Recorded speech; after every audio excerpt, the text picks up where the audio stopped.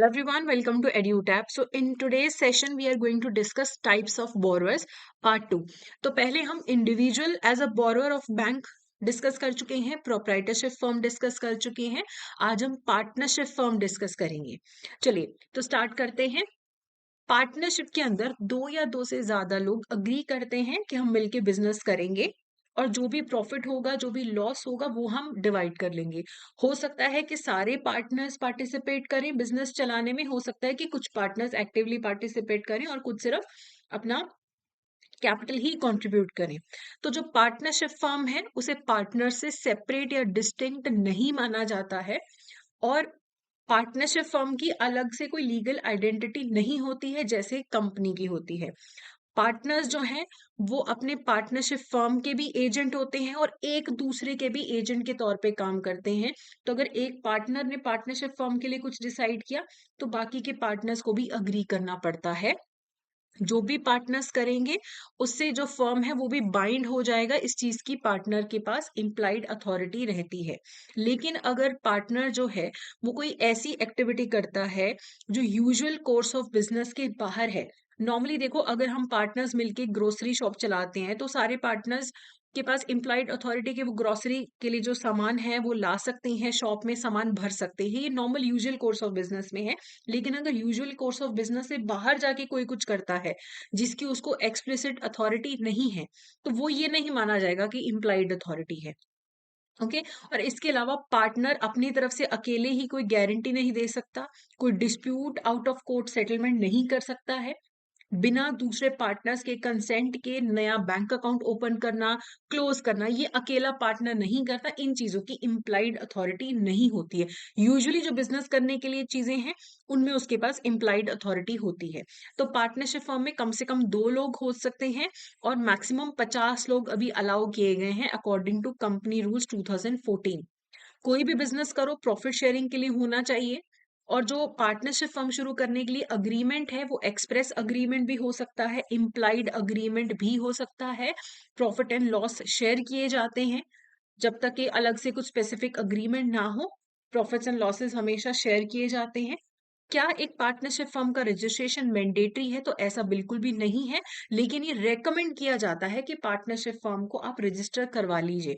अगर आप रजिस्टर करवाएंगे आपके पास एक लीगल एग्जिस्टेंस का एविडेंस होगा। आप अगर किसी के साथ कोई आउटसाइडर के साथ कोई कॉन्ट्रैक्ट कर रहे हो, अगर वो अपना कॉन्ट्रैक्ट फुलफिल नहीं करता तो आप उसको सू कर सकते हो, उसके अगेंस्ट केस कर सकते हो। लेकिन अगर आपका पार्टनरशिप फर्म रजिस्टर्ड नहीं है तो आप थर्ड पार्टी के अगेंस्ट कोई भी केस नहीं कर सकते हो कॉन्ट्रेक्चुअल ऑब्लिगेशन के अराउंड। ओके। अगर आपका रजिस्टर्ड है फर्म तो आपकी एक तो एविडेंस हो जाती है, आप बाहर से आपको लीगल प्रोटेक्शन है और आप थर्ड पार्टी को सू भी कर सकते हो। ओके। अगर आप ये मान लीजिए कि अगर फर्म इंसॉल्वेंट हो जाता है तो बैंक क्या करता है, सारी की सारी ट्रांजैक्शंस को इमीडिएटली रोक देता है जैसे उसे पता लगता है कि फर्म इंसॉल्वेंट हो गया।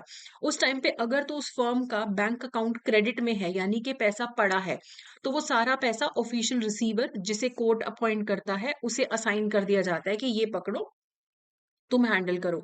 लेकिन अगर उस टाइम डेबिट में है, माइनस में बैलेंस चल रहा है, मतलब उल्टा पार्टनरशिप फर्म ने बैंक से उधार ले रखा है, तो बैंक जो है अपने जो क्लेम्स हैं वो कोर्ट में प्रेजेंट करता है। ठीक है। Which are then paid according to the declare dividend. तो जो भी फर्म का चीजें डिवाइड होंगी उसमें से बैंक को अपना हिस्सा मिल जाएगा क्योंकि बैंक से उधार ले रखा है। लेकिन अगर एक्स्ट्रा पड़ा हो बैंक के पास तो वो ऑफिशियल रिसीवर को चला जाता है कि ये पकड़ो, जो फर्म इंसॉल्वेंट हो गया, दिवालिया निकल गया, ये उसका पैसा। अगर कोई पार्टनर इंसॉल्वेंट हो जाए, पूरा का पूरा पार्टनरशिप फर्म इंसॉल्वेंट नहीं हुआ, सिर्फ पार्टनर इंसॉल्वेंट हो जाए, तब भी बैंक देखेगा कि क्रेडिट में बैलेंस है या डेबिट में बैलेंस है। अगर तो पैसा पड़ा है अकाउंट में तो बाकी पार्टनर्स चाहें जो सॉल्वेंट हैं वो कंटिन्यू कर सकते हैं। 3 पार्टनर्स में से अगर एक इंसॉल्वेंट हो गया तो बाकी के जो 2 हैं वो चाहें तो कंटिन्यू कर सकते हैं बैंक को फ्रेश मैंडेट देके। लेकिन अगर डेबिट में बैलेंस है, माइनस में बैलेंस चल रहा है, तो फिर सारी ट्रांजेक्शन्स रोक ली जाती है। सारी ट्रांजेक्शन्स रोक ली जाती हैं और बैंक नहीं चाहता कि क्लेटन रूल लग जाए। ठीक है। क्लेटन रूल लगने से क्या होता है, इवन अगर पार्टनरशिप फर्म में ना कोई नया पर्सन भी आता है तो ऐसा चाहते हैं कि नया अकाउंट ओपन करो। मान लो आप और मैं मिलके एक पार्टनरशिप फर्म चला रहे हैं, ठीक है। और फिर एक नया अगर पार्टनर आता है तो ये कोशिश की जाती है कि नया ही बैंक अकाउंट ओपन किया जाए नए पार्टनर्स के साथ, ताकि क्लेटन रूल ना लगे। क्लेटन रूल में ये होता है कि first debit is set of against the first credit, यानी कि अगर तीसरा पार्टनर कोई भी पैसा लाएगा तो पुराने अगर हमारे कोई उधार होंगे दोनों पार्टनर्स के, तो वो नए पार्टनर के पैसे से चुकता हो जाएंगे। पुराने debits first debit first credit के अगेंस्ट सेट ऑफ हो जाएगा। तो वो ना लगे कि पुराने दोनों पार्टनर्स अपना अकाउंट खुद से सेटल करें, नया पार्टनर नए अकाउंट में पैसा लेके आए, इसलिए क्लेटर रूल ना लग सके, फ्रेश अकाउंट ही ओपन करने के लिए बोला जाता है। ठीक है। अगर किसी पार्टनर की डेथ हो जाए तो ज्यादातर डिसोल्यूशन ऑफ पार्टनरशिप फॉर्म हो जाता है, जब तक कि पार्टनरशिप डीड में अलग से स्पेसिफाई ना किया हो कि चलो कोई बात नहीं, किसी की डेथ भी हो जाती है, कोई दिक्कत नहीं है। लेकिन अगर ऐसा नहीं मेंशन्ड है डीड में, तो अगर किसी पार्टनर की डेथ हो जाती है तो फॉर्म डिसॉल्व हो जाता है। ठीक है। बैंक को इमीडिएटली जो भी रनिंग फैसिलिटीज हैं, ओवरड्राफ्ट, कैश क्रेडिट, इन्हें रोक देना चाहिए। और डिजीज्ड पार्टनर की कितनी लाइबिलिटी उसे क्रिस्टलाइज कर लो, पक्का कर लो कि जो जिसकी डेथ हो गई है उसकी इतनी लाइबिलिटी है बैंक के प्रति, तो उसकी जो जायदाद बची है उसमें से वो पैसा फिर रिकवर किया जाएगा।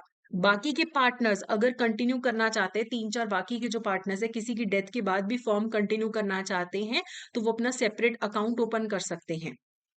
ठीक है। ताकि बिजनेस पे कोई गलत इफेक्ट ना हो। वो जो डेथ होगी है उसकी अलग से लाइबिलिटी रिजॉल्व होती रहे, बाकी के अपना काम करते रहें। ठीक है। तो पार्टनरशिप फर्म जो है अगर वो बैंक से लोन लेना चाहता है, बोरोइंग करना चाहता है, तो बैंक को ये इंश्योर करना है कि फर्म रजिस्टर्ड हो। देखो वैसे पार्टनरशिप फर्म का रजिस्ट्रेशन होना कंपलसरी नहीं है, लेकिन बैंक अगर लोन देगा तो बैंक देखेगा कि रजिस्ट्रेशन होना जरूरी है।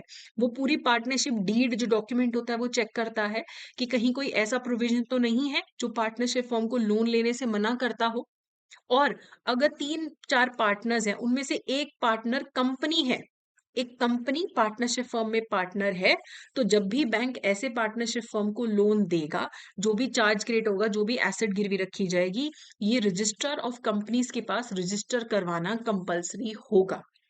Okay. So it's a very important topic, regularly partnership firm में से आपका क्वेश्चंस पूछे जा रहे हैं। तो before continuing I would like to inform you कि हमारा क्रैश कोर्स बैच 1 15 दिसंबर से स्टार्ट हो चुका है, 50 और सेकंड बैच है वो भी जल्दी स्टार्ट होने वाला है। बाकी आप हमारे मास्टर कोर्स में भी एनरोल कर सकते हैं, जिसमें आपको recorded live classes, notes, test सब कुछ मिल रहे हैं। तो अभी 80% ऑफ अवेलेबल है, तो kindly enrol if you want our help with your preparation. चलिए अब इसके रिगार्डिंग एक एमसीक्यू देख लेते हैं। As per the Indian Partnership Act, which of the following is true regarding a partnership deed?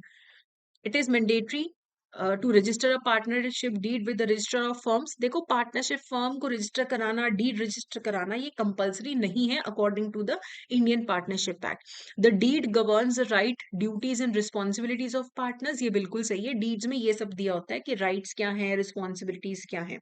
A partnership deed must include provisions for profit sharing but not for the rules and responsibilities। तो ऐसा बिल्कुल नहीं कि सिर्फ profit की बात हो रही है, रूल्स और रिस्पॉन्सिबिलिटीज की बात नहीं हो रही, ऐसा नहीं है।